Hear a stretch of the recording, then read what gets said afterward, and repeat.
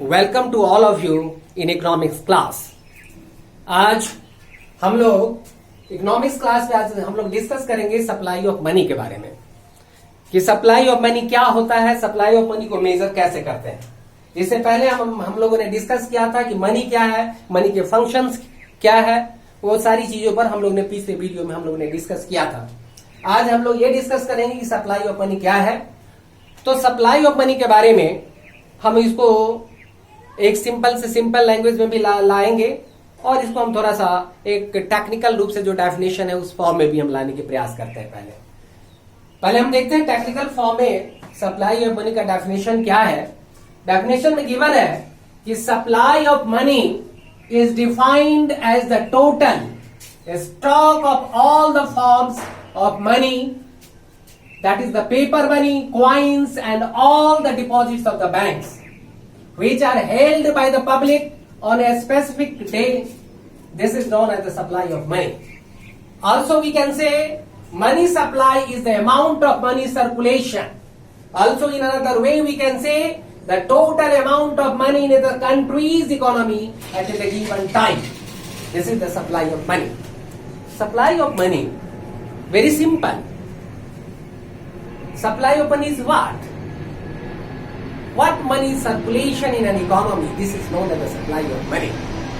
जब पैसे इकोनॉमी में सर्कुलेट करना लगते, जब हम पैसे का हम एक्सचेंज करना शुरू कर देते हैं इजीली, तो कहने का मतलब यह हुआ कि एक इकोनॉमी में जितना अमाउंट है अवेलेबल फॉर ट्रांजेक्शंस, जितना अमाउंट अवेलेबल है फॉर ट्रांजेक्शंस, वे सारा अमाउंट हमारा क्या कहलाता है? सप्लाई ऑफ मनी के नाम से जाना जाता है। उदाहरण के रूप में जैसे हम लेते हैं, जैसे cash in hand with the public, लोगों के हाथ में जो पैसे होते हैं उस पैसे से जब चाहें तब हम उसको हम क्या कर सकते हैं?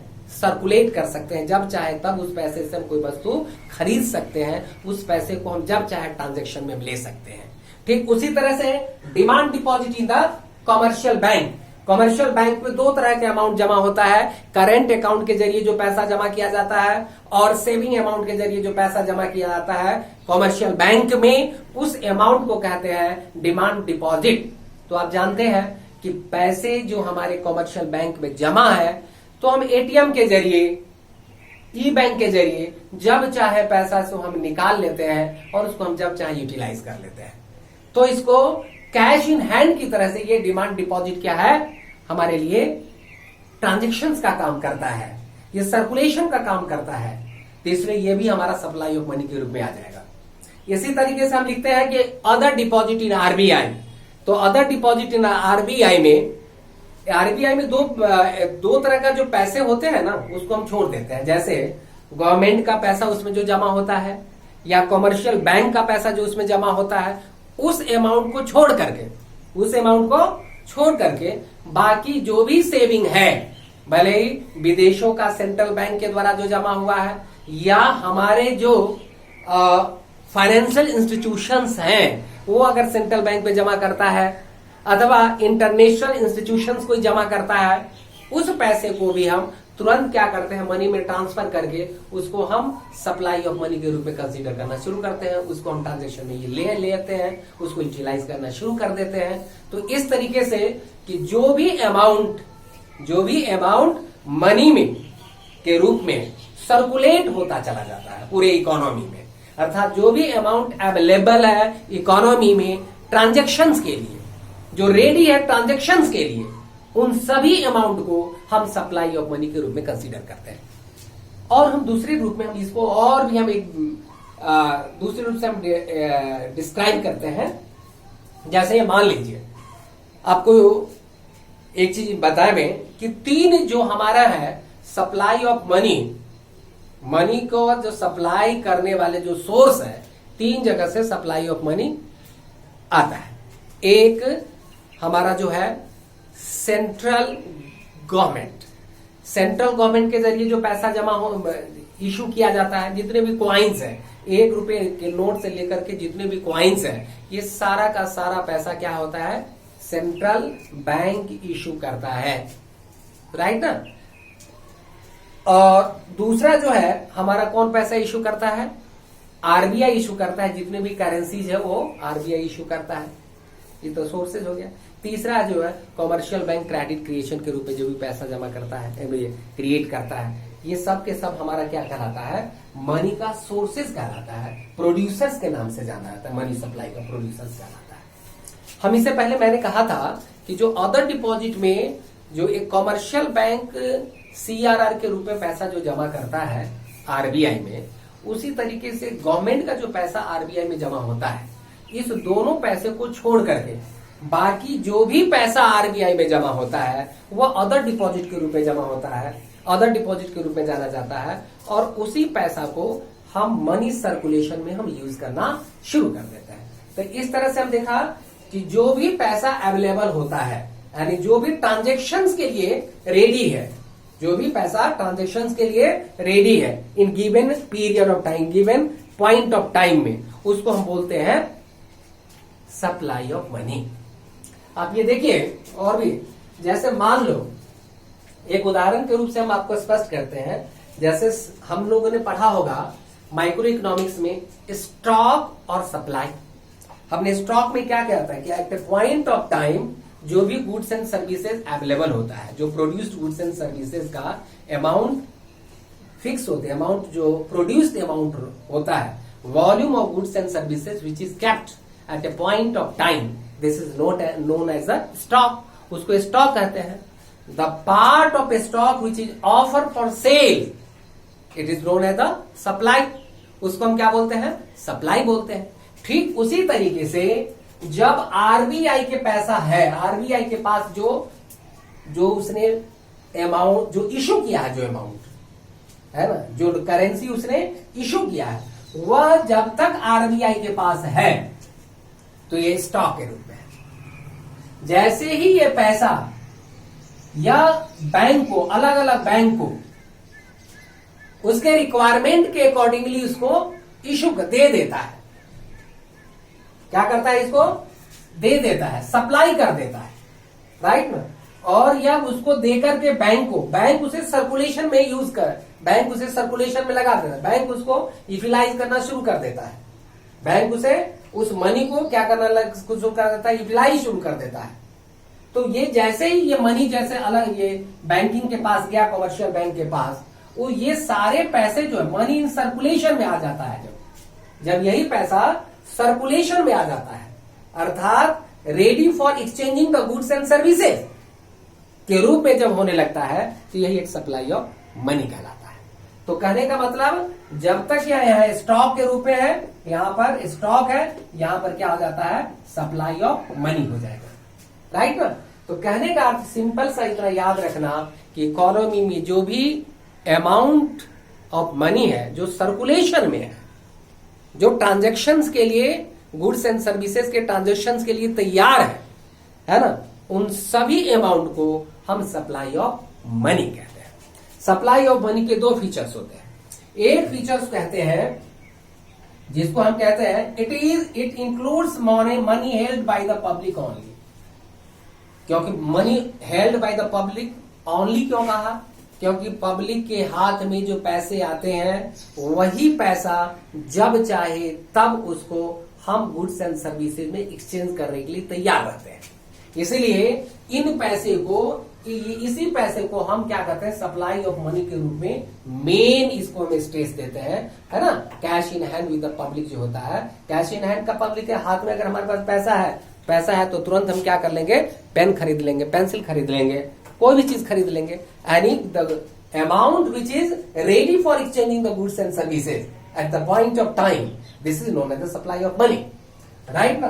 तो ये जो है it includes money held by the public only. दूसरा, government and the banking system is not included in it. इसमें जो गवर्नमेंट और जो बैंकिंग सिस्टम का जो मनी है, इस मनी को हम सप्लाई ऑफ मनी में कंसीडर नहीं करते हैं, या एक प्रोड्यूसर के रूप में काम करता है, या जो है सप्लाई ऑफ मनी नहीं होता है, राइट ना। हमने अभी डिस्कस किया था। दूसरी चीज, it is a stock concept as it is measure at a particular point of time. एक पॉइंट ऑफ टाइम में इसको मेजर किया जाता है, इसलिए इसको हम स्टॉक कंसेप्ट कहते हैं। वेरिएबल्स ये भी है, चेंजिंग ये भी होता है, लेकिन कैसा चेंजिंग है ये, जैसे हम दो पढ़े होंगे stock and variable, stock and flow जो पढ़ते हैं ना, तो स्टॉक भी जिस तरह से वेरिएबल होता है, फ्लो भी वेरिएबल्स होता है, स्टॉक पॉइंट ऑफ टाइम में होता है और फ्लो जो है एक पीरियड ऑफ टाइम में होता है। ठीक उसी तरीके से ये स्टॉक कंसेप्ट होने के कारण से इसको पॉइंट ऑफ टाइम में इसको मेजर करते हैं,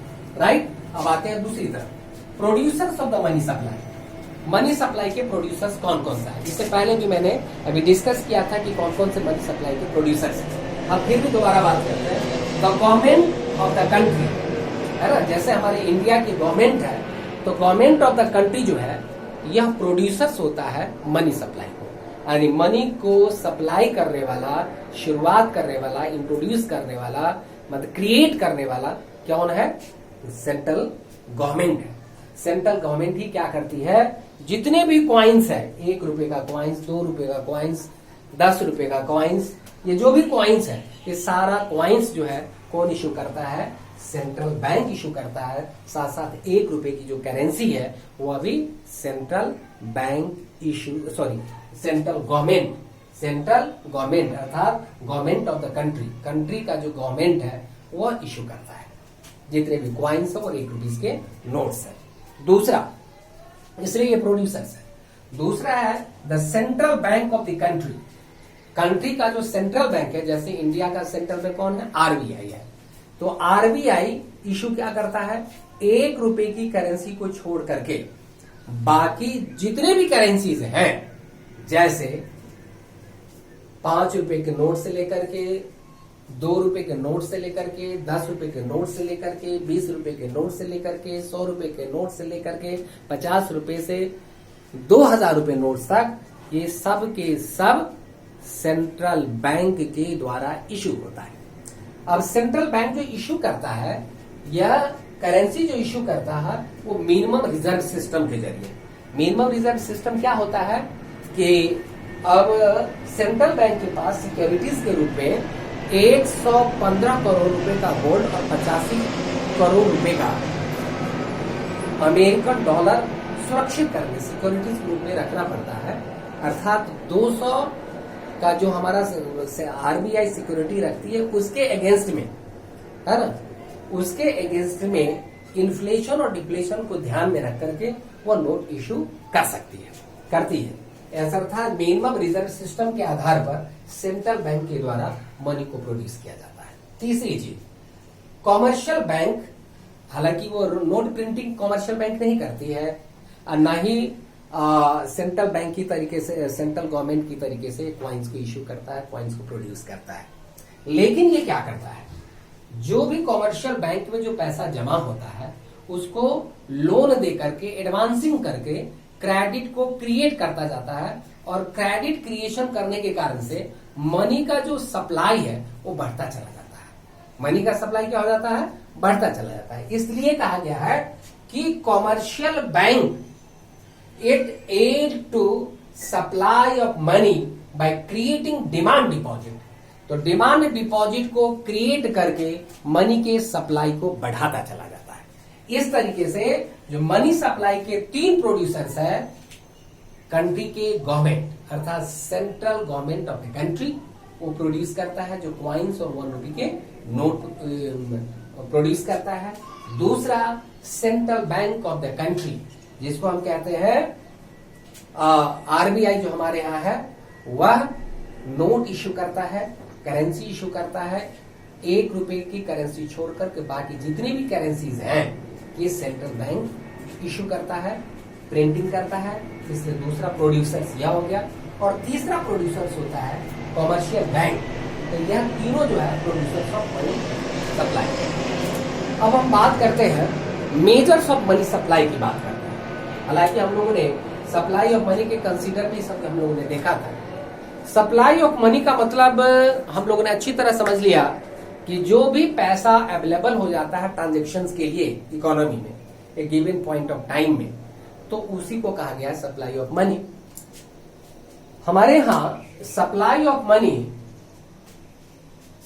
मनी को आरबीआई ने चार रूप में डिफाइन किया, M1 के रूप में, M2 के रूप में, M3 के रूप में, M4 के रूप में। अर्थात सप्लाई ऑफ मनी को चार तरह से मेजर किया जाता है। मेजर करने का तात्पर्य यह हुआ कि सप्लाई ऑफ मनी को चार रूप में परिभाषित किया गया, अर्थात चार तरह से इसको डिफाइन करके अलग अलग तरह से कंपोनेंट को निर्धारित किया गया और कहा गया कि इस आधार पर कि M1 में जिन जिन कंपोनेंट्स को रखा जाएगा उस आधार पर उसे मनी सप्लाई किया जाएगा। M2 में जिन जिन चीजों को शामिल करके कंसीडर किया जाएगा उसको M2 के आधार पर परिभाषित किया गया। इसी तरह M3 में जिन जिन चीजों को प्लस करके उसको मनी के रूप में कंसीडर किया जाएगा, सप्लाई के ऑफ मनी के ग्रुप में, उसको तीसरे रूप से परिभाषित किया गया। इसी तरह M4 में रखा गया। हमारे यहाँ क्या था, लगभग मार्च 1968 से पहले, मार्च 1968 से पहले हमारे यहाँ सप्लाई ऑफ मनी का जो डेफिनेशंस होते थे वो M1 के बेस पर होता था। किसके बेस पर? M1 के बेस पर। तो सप्लाई ऑफ मनी का जो मेजर होता था वह केवल M1 पर होता था। और M1 में किन किन कंपोनेंट को रखा गया था? M1 में कहा था कि cash in hand with the public, यानी लोगों के हाथ में जो कैश अमाउंट होता है उस पैसे को रखा गया। दूसरा, demand deposit in the commercial bank and the cooperative bank. Commercial bank में अर्थात वाणिज्यिक बैंक में और सहकारिता बैंक में जो व्यक्ति अपने सरप्लस अमाउंट को सेव करता है या कोई भी कॉर्पोरेट इंस्टीट्यूशंस जो सरप्लस अमाउंट को सेव करता है और जब चाहे उस पैसे को लेना चाहे वो ले सकता है, इसलिए इसको डिमांड डिपॉजिट कहते हैं। तो कॉमर्शियल बैंक में या कोऑपरेटिव बैंक में जो पैसे जमा किया जाता है उसको डिमांड डिपॉजिट कहते हैं। तीसरा है other deposit in RBI, OD, other deposit in RBI, जिसका मैंने पहले कहा था कि जो गवर्नमेंट का पैसा उसमें जमा है और कॉमर्शियल बैंक का पैसा जो जमा है उस पैसे को छोड़ करके बाकी अन्य इंस्टीट्यूशंस के जो पैसे जमा होते हैं, जैसे में हम कहते हैं पब्लिक फाइनेंस इंस्टीट्यूशंस, है ना, जैसे आईडीबीआई है ना। तो इस तरीके से जो पब्लिक फाइनेंस इंस्टीट्यूशंस की जो पैसा जमा होता है उन पैसों को जो आरबीआई में जमा होता है उसको लेते हैं। जो फॉरेन सेंट्रल बैंक का जो पैसा जमा होता है उन पैसे को ले लेते हैं। इंटरनेशनल फाइनेंस इंस्टीट्यूशंस का जो पैसा उसमें जमा होता है उन पैसे को ले लेते हैं। अर्थात इन पैसों को लेकर के जो आरबीआई में रखा जाता है इसको अदर डिपॉजिट कहा जाता है, क्योंकि इसको जब चाहे तब इसको कैश किया जा सकता है, राइट ना। इसीलिए क्या किया गया कि हमारे यहाँ पहले M1 का कंसीडर किया गया था सप्लाई ऑफ मनी में, या मार्च 1968 से पहले ये कंसीडर किया जाता सप्लाई ऑफ मनी के रूप में। और इस मनी को ये बहुत लिक्विडाइज होता है। लिक्विडाइज का मतलब इसकी तरलता बहुत अधिक होती है। तरलता का मतलब हुआ कि जब चाहो उस पैसे से जब चाहो जो वस्तु खरीद लो, है ना। इजिली क्या हो जाता है, लिक्विडाइज हो जाना, है ना। तो ये CDD OD ये लिक्विडाइज ज्यादा होता है, इसलिए इस मनी को जो है ना कहा गया अधिक तरल। क्या बोला गया है? M1 को अधिक तरलता वाला मनी कहा गया है, यानी मोस्ट लिक्विडाइज मनी कहा गया है। और इसको नैरो मनी भी बोलते हैं। मोस्ट लिक्विडाइज होने के कारण से नैरो बोलते हैं, साथ साथ इसमें कम कंपोनेंट्स होते हैं। कितने हैं? कम कंपोनेंट्स होते हैं, इसलिए इसको नैरो मनी भी बोलते हैं। दूसरा बात करते हैं, फिर अप्रैल 1977 से जो आरबीआई ने तीन तरह से इसको डिफाइन किया, एक M2 के रूप में, M2 के रूप में, M3 के रूप में। M2 में ले गया जो M1 के टोटल अमाउंट हो और deposit with the post office, है ना। पोस्ट ऑफिस में जो पैसा जमा होता है सेविंग अमाउंट उसको भी रखा गया।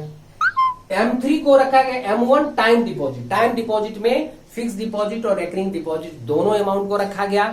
केवल जो है दो बैंकों के बीच जो हम ये कह सकते, दो बैंकों के बीच जो पैसा एक दूसरे से टाइम डिपॉजिट जमा होता है इंटर बैंकिंग सिस्टम, उसको नहीं लेते हैं इसमें केवल।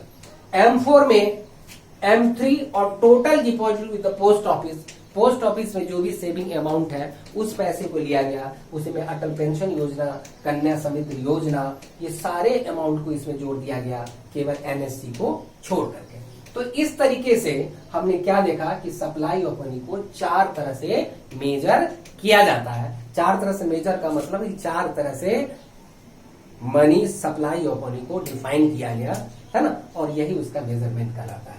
तो आज मैं अपने क्लास को यहीं पर विराम देता हूं और मैं आप सबसे यही निवेदन करूंगा कि आप वीडियो को देखें और वीडियो को देख करके उसमें उसको समझने की कोशिश करें और उसमें जो अच्छी चीजें लगती हैं उसको नोट डाउन कर लें, और जो लगता है इसमें और इम्प्रूव की जरूरत है तो आप कमेंट बॉक्स में अपनी बात को जरूर रखें। और मैं चाहता हूं कि बेहतर से बेहतर आपको मैं टीचिंग दूं, बेहतर से बेहतर व्यवस्था दूं, आपको बेहतर से बेहतर वीडियो दूं। इन्हीं शब्दों के साथ धन्यवाद।